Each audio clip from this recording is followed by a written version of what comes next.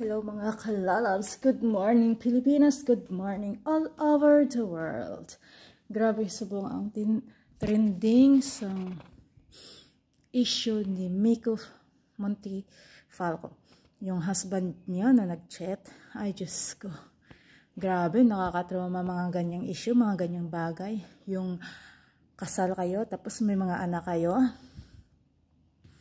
Ang huli, nagloko, malaman-laman mong may ibang babae siya. Ang pinakamasakit ay ipinagpalit ka sa bata, sa kaka 18 years old lang. Di ba grabe? Hindi hinahanap yung maayos na pamumuhay, kundi naghanap pa ng kati, ng sakit sa ulo. Yung nakahiga ka na sa malambot na kama, kumakain ka ng masarap na pagkain, wala ka ng stress kasi mayaman na yung asawa mo. Pero yun nga, pinagpalit ka sa bagong lutas, sa bagong nakaka-18. Kasi fresh, bata pa. Oh, at saka magaling magdala sa ama.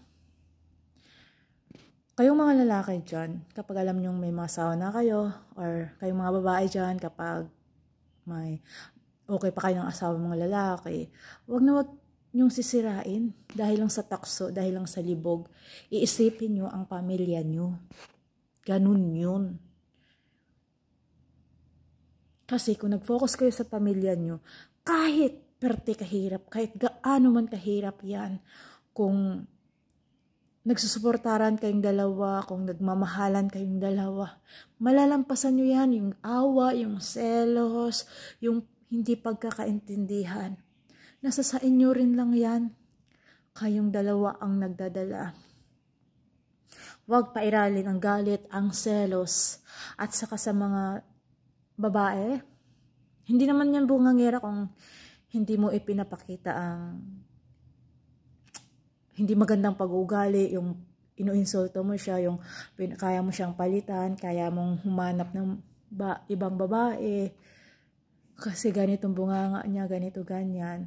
Guys, ang mga babae, hindi naman yan magbunganga kung walang nakikitang mali sa inyo.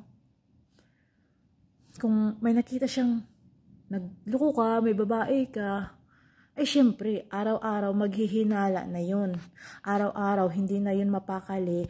Kahit mawala ka lang sa paningin niya, araw-araw, ikaw ang iniisip niya. Matiis mong makita yung asawa mong nagpo-problema, yung hindi makakonsentrate sa trabaho, maliban sa trabaho. May anak pa na binabantayan. Mag-focus sa pag-aaral ng anak at sa pagbuo ng pamilya, hindi mag-focus sa pagbuo ng pangalawang pamilya. Tandaan, ang pinakamasayang tao sa balat ng lupa ay yung walang kang may sinasaktan, wala kang may inaapi, wala kang may nilulokong tao. Yung pagmamahal mo sa asawa mo, sa mga anak mo, pinaka malaking kayamanan yon sa isang pamilya. Naranasan ko rin yung broken family.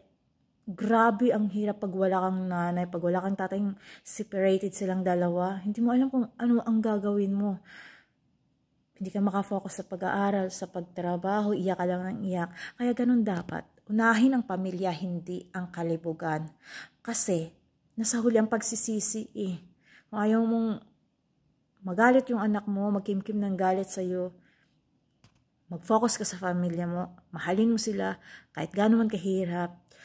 Yung libog, itsapwera yan. Sakit lang yan sa ulo ang maibibigay, hindi pagmamahal, hindi kasiyahan. Okay guys? Thank you. Salamat sa pag-support at pagpanood nyo sa aking video.